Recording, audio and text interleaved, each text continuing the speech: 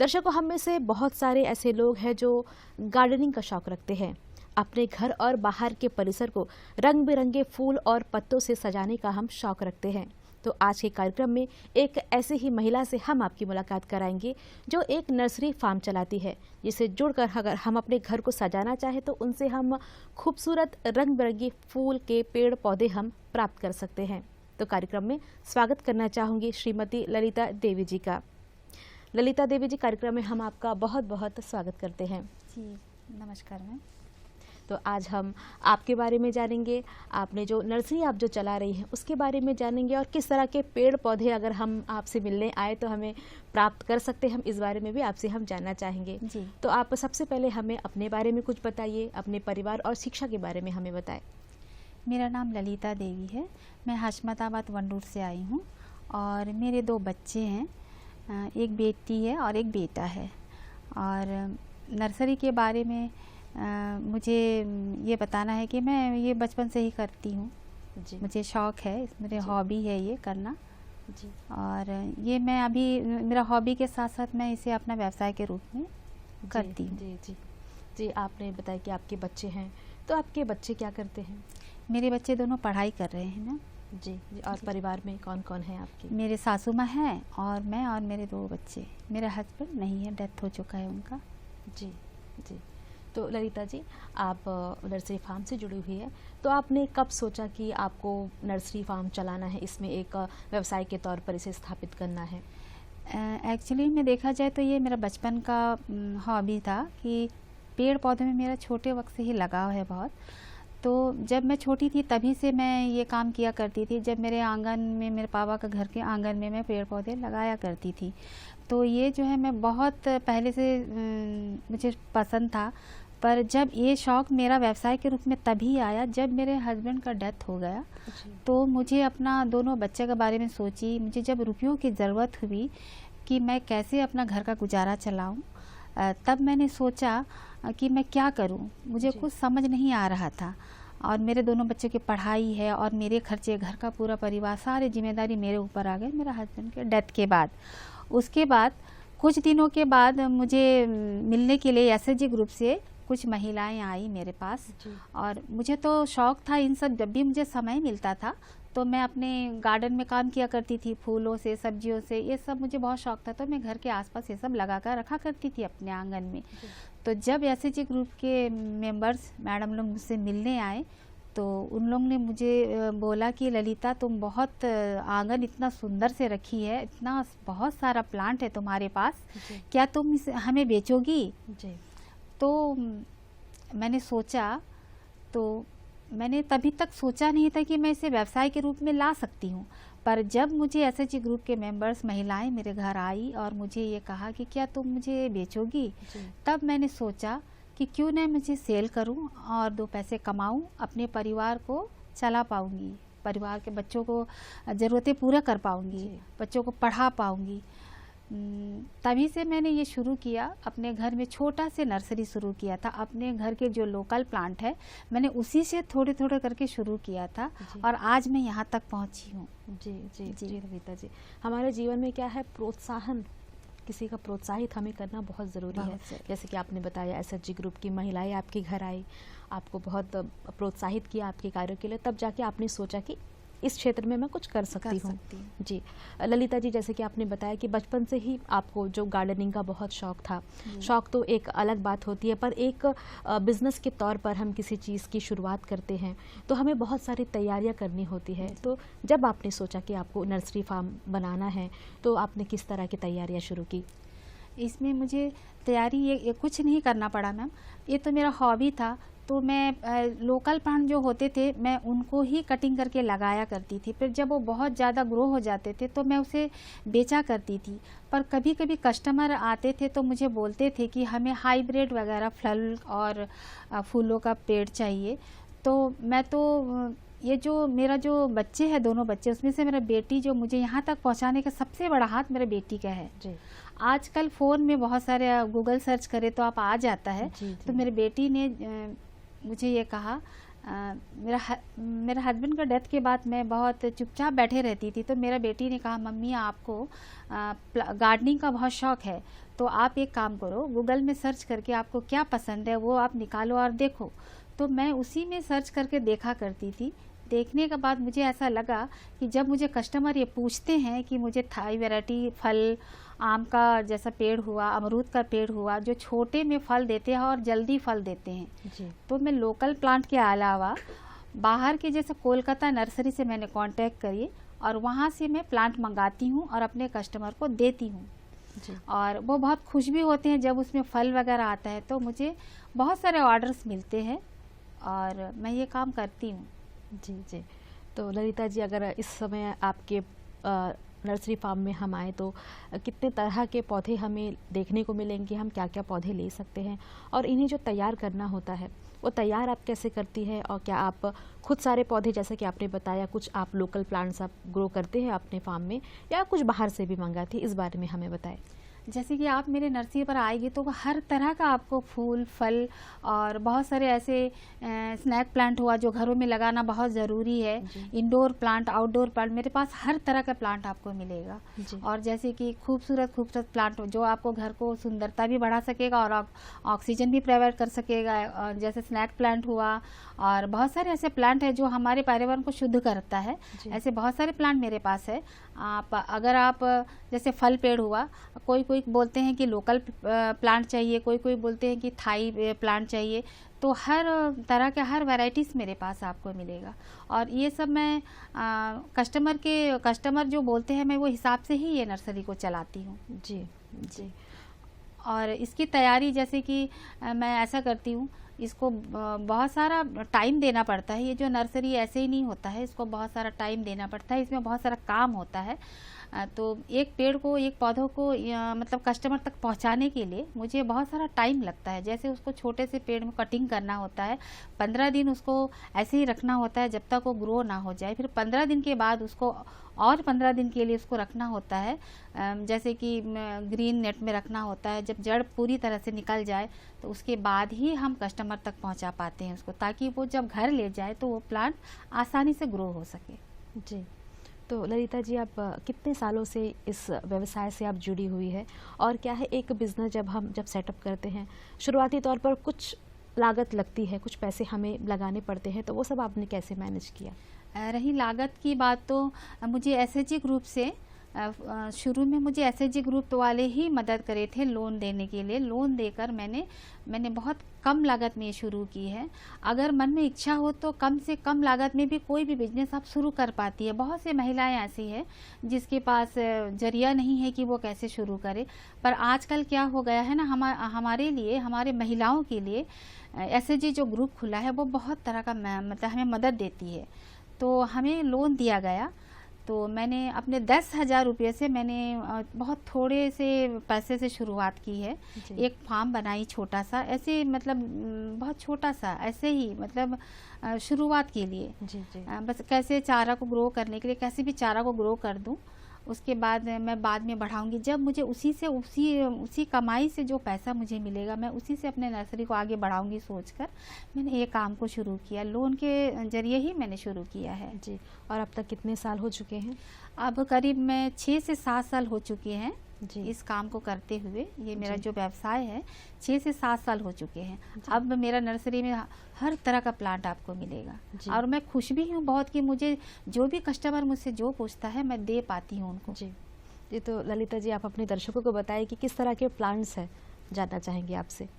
मेरे पास आपको मैंने जैसे पहले ही बताया है, फूलों के पेड़ हर वैरायटीज़ के आपको मिलेंगे, लोकल से लेके थाई वैरायटी तक। रोज़ प्लांट हुआ, जैसे खूबसूरत रोज़, बड़े रोज़, छोटे रोज़, मिनी रोज़, हर तरह के काश्मीरी रोज़ और ऊटी रोज़, हर तरह के रोज़ मेरे पास आपको मिलेंगे। फिर सदाबहार हुआ, सदाबहार के भी मेरे पास बहुत सारे कलर्स हैं।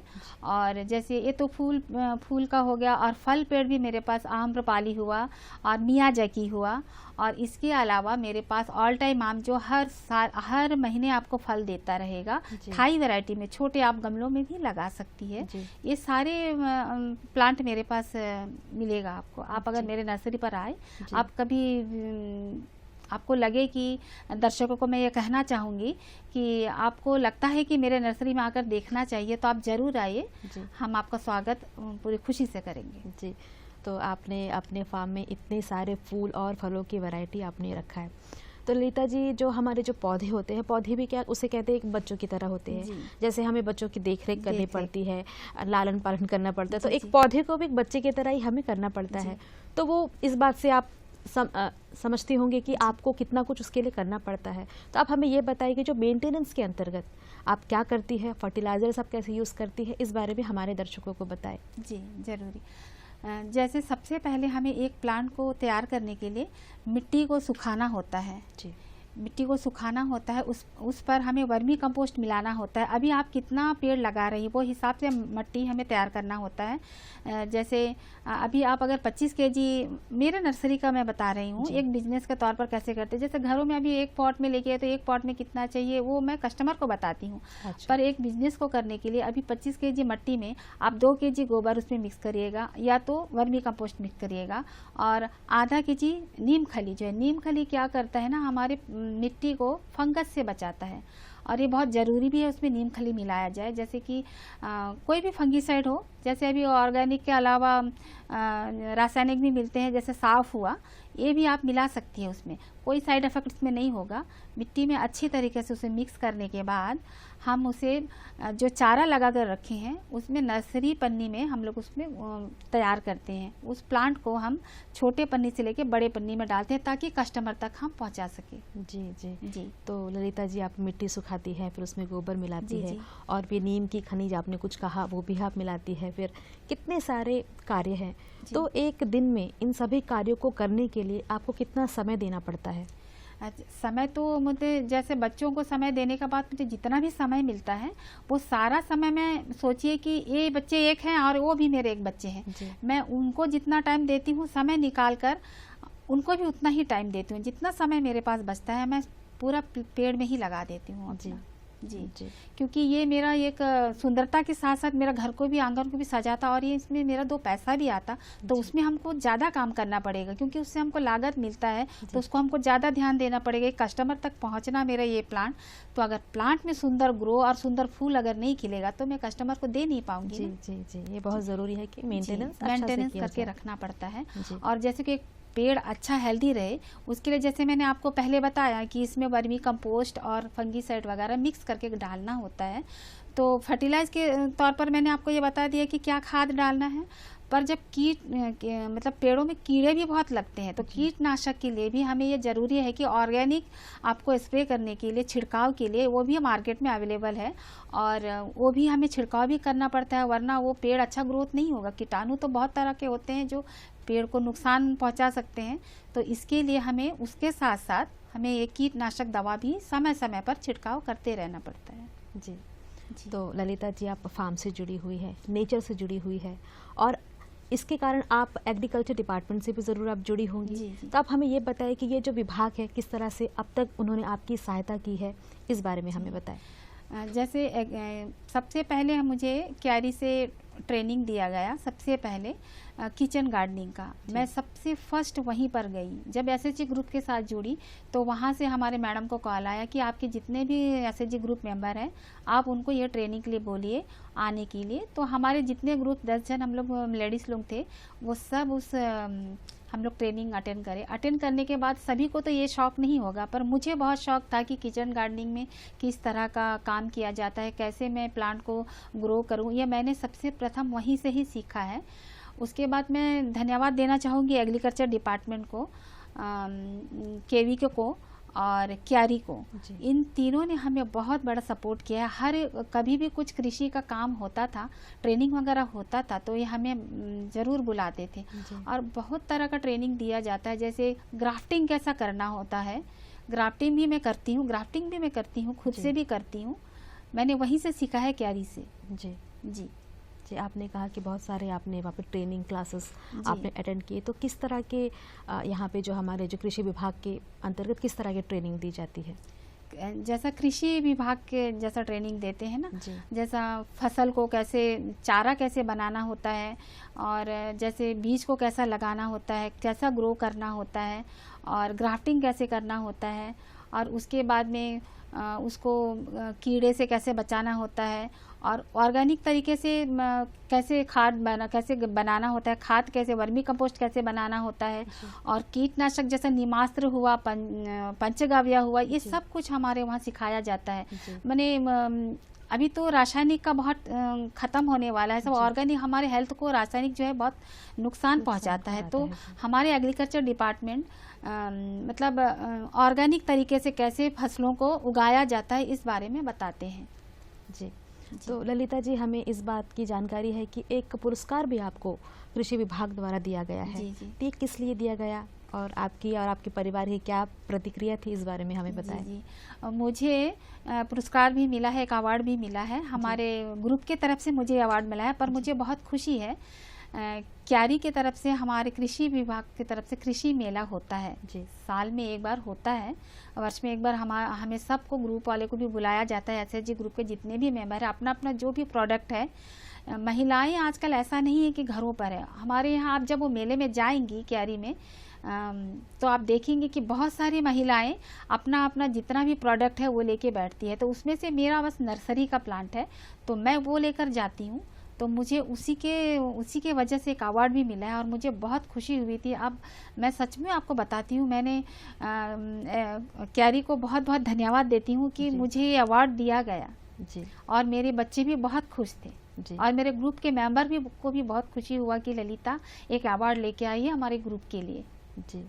तो ललिता जी, इस बात से हमें भी बेहद खुशी है। हम चाहेंगे कि आगे जाकर आप इस क्षेत्र में और भी आगे बढ़े। जी। तो ललिता जी, आपने जैसे कि बताया कि एग्रीकल्चर डिपार्टमेंट को आप धन्यवाद दे रहे हैं कि उन्होंने आपको बहुत सपोर्ट किया। ये हुए कृषि विभाग की बात, पर एक जो सपोर्ट है हमें अपने परिवार और अपने फ्रेंड्स से भी चाहिए होता है। तो ये सपोर्ट के बारे में अगर हम बात करें तो आप किसका नाम लेना चाहेंगी? सबसे पहले तो मैं अपने दोनों बच्चों का धन्यवाद करती हूँ, जो मुझे हर कदम पर उन्होंने मुझे सहयोग किया, क्योंकि मैं उनको समय नहीं दे पाती थी, तो भी वो अपना काम कर लिया करते थे, ताकि मम्मी अपना बिजनेस में समय दे सके। इसीलिए सबसे पहले मैंने दोनों बच्चों को धन्यवाद देना चाहती हूँ कि उन्होंने मुझे सपोर्ट किया, और उसके बाद मेरे ग्रुप के मेंबर हुए और एग्रीकल्चर डिपार्टमेंट और आप लोग सभी को, क्योंकि मुझे यहाँ तक पहुँचाने के लिए सबको धन्यवाद करती हूँ। जी। तो ललिता जी, आप एक व्यवसाय से जुड़ी हैं, उसके साथ ही आप एक माँ हैं।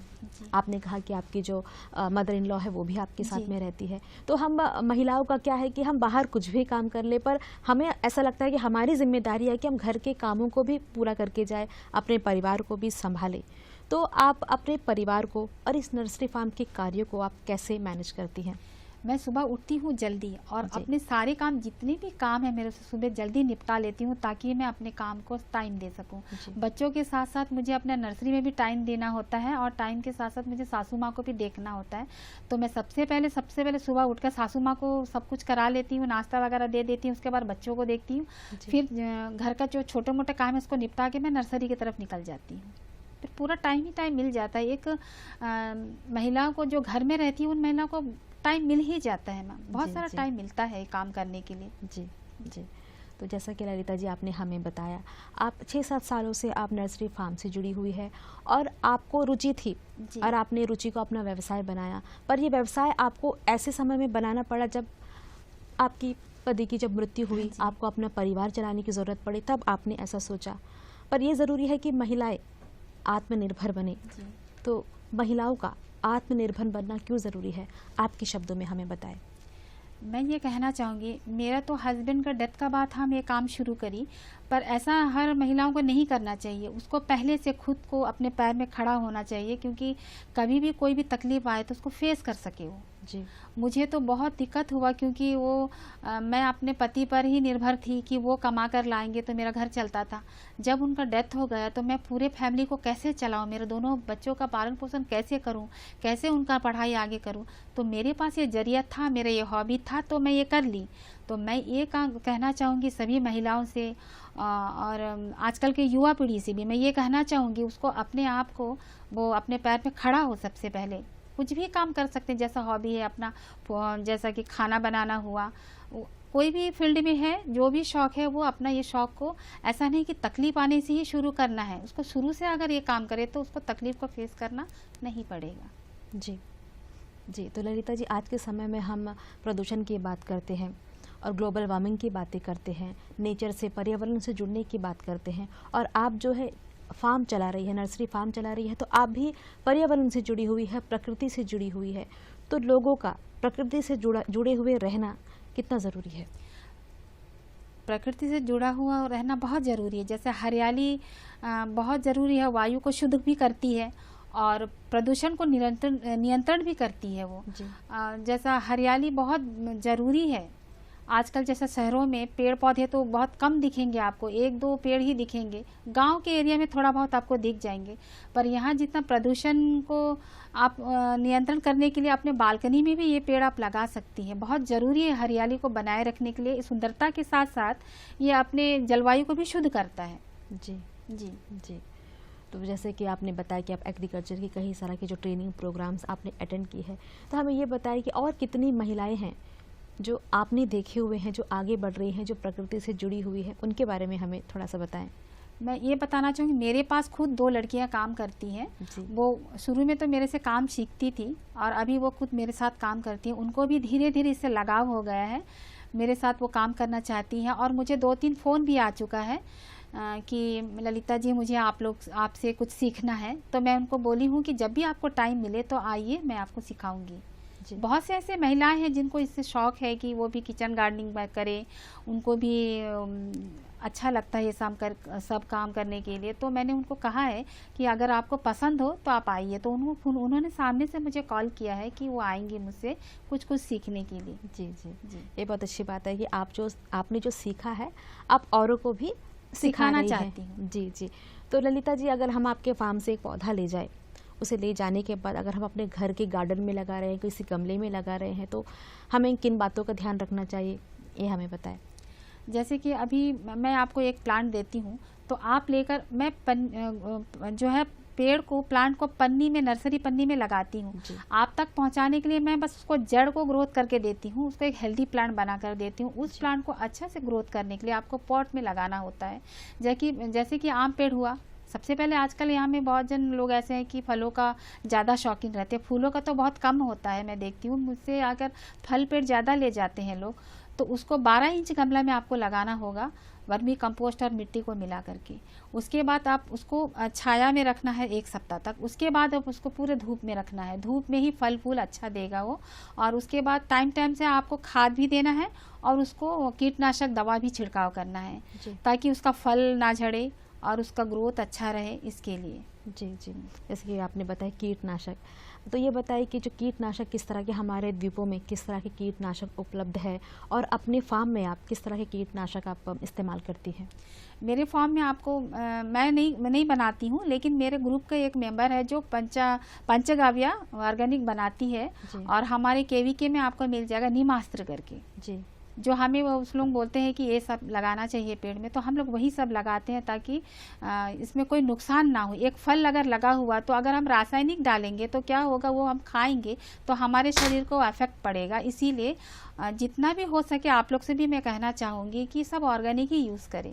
जी जी जी। और हमारे द्वीपों में जब केवीके कैरी जब भी कोई ट्रेनिंग प्रोग्राम ऑर्गेनाइज करता है महिलाओं के लिए, तो हमारे द्वीपों में भी ऐसे कई सारे जो फसल है जिसे हम निर्यात करते हैं या अपने बगीचे में लगाते हैं, जिसे हम बेच सकते हैं, आमदनी हमें मिलती है। तो इसके अंतर्गत किस तरह के पेड़ पौधे या फल फूल आते हैं? जैसे कि आप पपीता हुआ जी, बैगन हुआ, ये हमारे यहाँ उसका चारा मिल जाता है जी। और बहुत से कस्टमर इसे ले जाते हैं, बेचते भी हैं और अपने घरों के लिए भी यूज़ करते हैं। बहुत से किसान भी ले जाते हैं। मेरे से पपीता का पेड़ 40-50 भी लोग ले जाते हैं खेत करने के लिए, जो मार्केट में सेल करते हैं। हाँ, मुझे खुशी होती है कि मेरे से आके कोई लेके जाता है, मुझसे आकर लेकर जाता है 40-50 चारा दीजिए मैडम, हमें खेत में लगाना है। तो मुझे बहुत खुशी होती है और मैं चारा उनको देती हूँ, खुद उगाकर उनको चारा बनाकर देती हूँ और वो लगाते हैं और उसको मार्केट तक लेकर आते हैं। जी जी जी। और कुछ महिलाएं लेकर जाती हैं अपने घरों में सब्जियों के लिए, अपना खुद का लगाया हुआ, जैसा लोबिया का चारा हुआ, बैगन का चारा हुआ, वो भी मैं बनाकर रखती हूँ, वो अपने किचन गार्डन में लगाती है। जी जी। और कोई महिला इसे सेल भी करती है जी। और हम लोग खुद भी करते हैं, मैं खुद करती हूँ। और मेरे जो मृतांचल में जो लेडीज़ है वो लोग खुद अपना सब्जी, हम लोग वहाँ ऑर्गेनिक सब्जी बिक्री करते हैं। मृतांचल में आप आइए कभी, आपको सिर्फ ऑर्गेनिक ही सब्जी मिलेगा। भाजी, लौकी, बैगन, जो भी अपने घर में उगता है, हमारे फैमिली में खाने के बाद बचता है, उसे हम कस्टमर के लिए ले जाते हैं। जी जी जी जी, जो भी यहाँ के जो हमारे मौसमी जो सब्जियां हैं, फल हैं, जी। सभी यहाँ पे उगाए जाते हैं। जी, तो ललिता जी, आप इतने सारे ट्रेनिंग प्रोग्राम आपने जो अटेंड किया है, कितना कुछ आपने सीखा है, तो जाहिर तौर पर आपकी तरह कई तरह की सारी महिलाएं आती होंगी, तो कितना कुछ आजकल की महिलाएं अपने लिए सोच रही हैं, अपने आप को आगे बढ़ाने के लिए सोच रही हैं, ये हमें बताएं। जी, आजकल की महिलाएं घरों में नहीं बैठी हैं। आजकल की महिलाएं, बहुत से महिलाएं ऐसे हैं जो अपने लिए 2 पैसा आमदनी कमा रही हैं। तरह तरह के काम करती है वो, सिर्फ ये नर्सरी का काम ही नहीं है उनका। बहुत सारे, कोई वर्मी कंपोस्ट बना रही है, कोई अचार बना रही है, कोई पापड़ बना रही है, और जैसे कि दालचीनी लौंग वगैरह बिक्री कर रही है। हमें नर्सरी से दालचीनी कैसे निकालना होता है, लौंग को कब तोड़ना होता है, और गोल मिर्ची को कब निकालना होता है, ये सारा ट्रेनिंग दिया जाता है। अच्छा जी जी, उसकी वजह से बहुत सारी महिलाएं आज मतलब लौंग को बिक्री करती है, अपने घरों में लगाती है पेड़। एग्रीकल्चर डिपार्टमेंट से ही हमें ये मिलता है, लौंग का पेड़, दालचीनी का पेड़ और गोल मिर्ची का पेड़। जी जी, तो ललिता जी, अब कार्यक्रम का समय हो चला है। हम चाहेंगे कि कार्यक्रम की समाप्ति से पहले आप जो हमारी बहनें इस समय देख रहे हैं, आपको देख रहे हैं, आपके बारे में उन्होंने इतना कुछ जाना, उन्हें अपनी तरफ से आप क्या कहना चाहेंगे? मैं अपने बहनों को यही कहना चाहूँगी कि सभी बहनों के अंदर कोई ना कोई गुण है। वो घर पर ना बैठे रहें, अपने बच्चों के लिए और अपने पति को सहयोग करें और आगे आए, अपने सपनों को पूरा करें। कोई महिलाएं क्या है, सब कुछ होते हुए भी कुछ नहीं करना चाहती। मतलब सोचे कि मुझे कुछ करना है तो वो ज़रूर कुछ ना कुछ कर पाएगी। अपने पैरों पर खड़ा रहना एक महिला को बहुत ज़रूरी है। जी जी, मैं यही कहना चाहूँगी कि जैसे आपने कहा नारी शक्ति प्रोग्राम है आपका, तो नारी शक्ति तो नारी है, फिर वो तो शक्ति है। जी, तो उसे तो ज़रूर आगे बढ़ना चाहिए। परिवार में अगर महिला अपने घर में अपना माँ अगर ताकत बना के रखेगी, तो अपने बच्चों के साथ साथ अपना पति को भी आगे लेके बढ़ सकेगी। जी, बहुत अच्छे विचार हैं आपके ललिता जी। आज आप हमारे कार्यक्रम में आए, आपके बारे में जानकर, जो आपने जो इतने वर्षों से आप इनसे जुड़ी हुई हैं, आगे और आप अच्छा भविष्य इस क्षेत्र में आपका होगा, इस बात की आशा रखते हैं और अपने पूरे टीम की ओर से आपको हम धन्यवाद देना चाहेंगे। जी, मुझे यहाँ पर दूरदर्शन में बुलाने के लिए भी आप लोगों का बहुत बहुत धन्यवाद। तो श्रोताओं, क्षमताओं के साथ बढ़ रही है आज की नारी, बन रही है आत्मनिर्भर। हमारे कार्यक्रम में ऐसी महिलाओं का हमें इंतज़ार सदैव रहेगा, ताकि हम अपने दर्शकों से उन नारियों की सच्ची दास्तान से हम आपको रूबरू करवा सके। आज के नारी शक्ति के इस अंक में बस इतना ही। नमस्कार।